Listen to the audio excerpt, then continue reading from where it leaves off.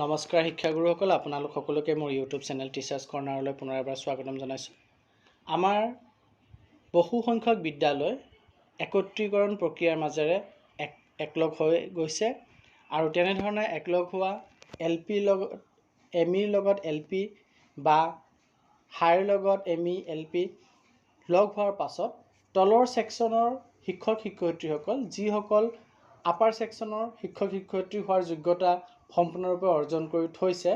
তেনে তলৰ ছেকশ্যনৰ শিক্ষক শিক্ষয়িত্ৰীসকলে আপাৰ ছেকশ্যনৰ শিক্ষক শিক্ষয়িত্ৰীৰ সম গ্ৰেড পে অৰ্থাৎ এলপি ক্ষেত্ৰতে যদি আহোঁ, এলপি গ্ৰেজুৱেট টিচাৰ ৭,৪০০ টকা গ্ৰেড পে পায়, কিন্তু এমই গ্ৰেজুৱেট টিচাৰে ৮,৭০০ টকা গ্ৰেড পে পায়। গতিকে এলপিৰ লগত এমই এমালগামেট হোৱাৰ পিছত এলপিৰ শিক্ষকগৰাকীয়ে ৮,৭০০ টকা গ্ৰেড পে পাব নে নাপায়,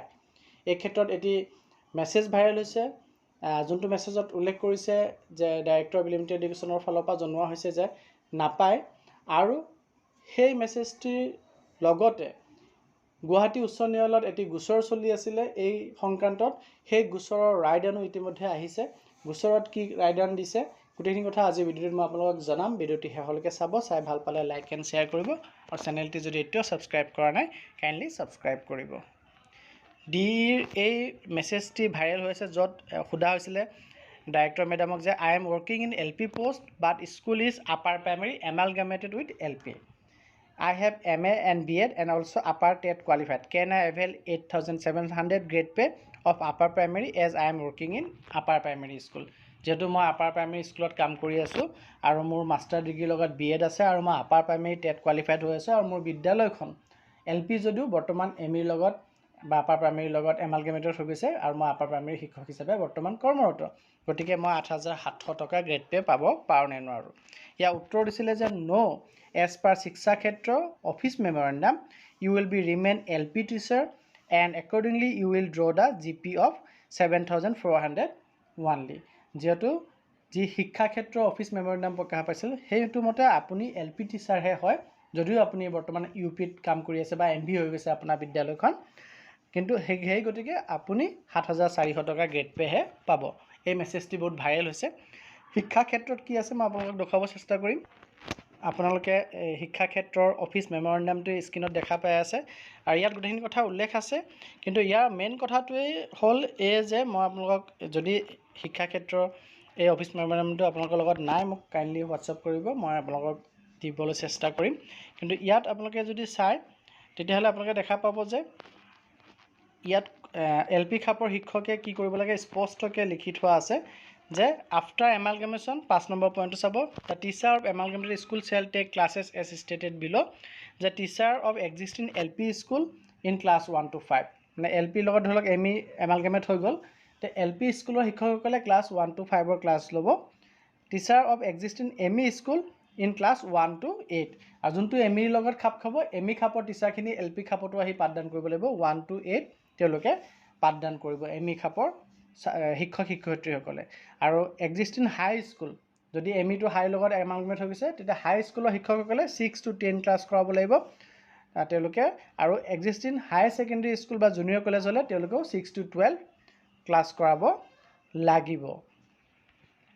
আৰু এই সংক্ৰান্তত এটি গোচৰ গুৱাহাটী হাইকোৰ্টত চলি আছিলে, যোনটো গোচৰৰ নম্বৰ হ'ল WA/155/2022, আৰু এই গোচৰটোত ফাইনেল জাজমেণ্ট দিছে, অৰ্ডাৰ ওলাই গৈছে। চিফ জাষ্টিচ বিজয় বিষ্ণই তেখেতে অৰ্ডাৰ দিছে 8 আগষ্ট 2024 তাৰিখে, আৰু ইয়াত মূল কথাটো উল্লেখ কৰিছে এই যে যিসকলে LPত এণ্ট্ৰি কৰিছিলে, এণ্ট্ৰি হওঁতে চাকৰিত জইন কৰোঁতে LP খাপত জইন কৰিছিলে, তেওঁলোকৰ পষ্টটো পিছলৈ গৈ পেলাই যদিও এমই টিচাৰৰ স্কুলৰ লগত এমালগামেট হৈ গৈছে, তথাপিও তেওঁলোকৰ এণ্ট্ৰি কোৱালিফিকেশ্যন যিহেতু আণ্ডাৰ গ্ৰেজুৱেট, আৰু ROP 2017 মতে তেওঁলোকক 8,700 টকা যোনটো গ্ৰেজুৱেট গ্ৰেড পে, গ্ৰেজুৱেট টিচাৰৰ গ্ৰেড পে হয়, সেইটো তেওঁলোকক দিবলৈ পৰা নাযাব বুলি এই আদেশটিত স্পষ্টকৈ লিখিছে যে ROP 2017 মতে যিহেতু তেওঁলোকৰ এণ্ট্ৰি কোৱালিফিকেশ্যন আণ্ডাৰ গ্ৰেজুৱেট হয়, তেওঁলোকে যোনটো জবত সোমাইছে জইন কৰিছে তাত আণ্ডাৰ গ্ৰেজুৱেট হয় আৰু পিছলৈকে তেওঁলোকে গ্ৰেজুৱেট কৰিলেও বা গ্ৰেজুৱেশ্যন তেওঁলোকৰ থাকিলেও তেওঁলোকে গ্ৰেজুৱেট টিচাৰৰ চেলেৰি পাব নোৱাৰে এই বুলি এই আদেশটি দি পেলাই কেছটি খাৰিজ কৰি দিছে তেওঁলোকে 6,800 সলনি 8,700 টকা তেওঁলোকে পাব লাগে বুলি ৰিলিফ বিচাৰিছিল কোৰ্টৰ ওচৰত কিন্তু সেই ৰিলিফ কোৰ্টে নিদিলে নিদি পেলাই তেওঁলোকৰ আবেদন খাৰিজ কৰি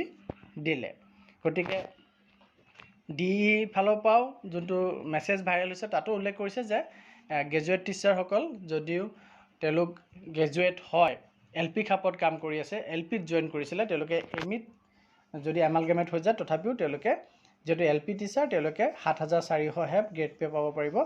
8,700 টকা গ্ৰেড পে নাপায় আৰু কোৰ্টৰ যোনটো ভাৰ্ডিক্ট আহিছে গুৱাহাটী হাইকোৰ্টৰ তাতো সেই কথাকে উল্লেখ কৰিছে যে তেওঁলোকে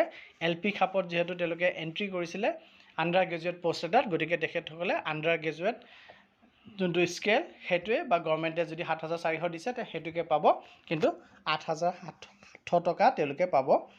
নোৱাৰে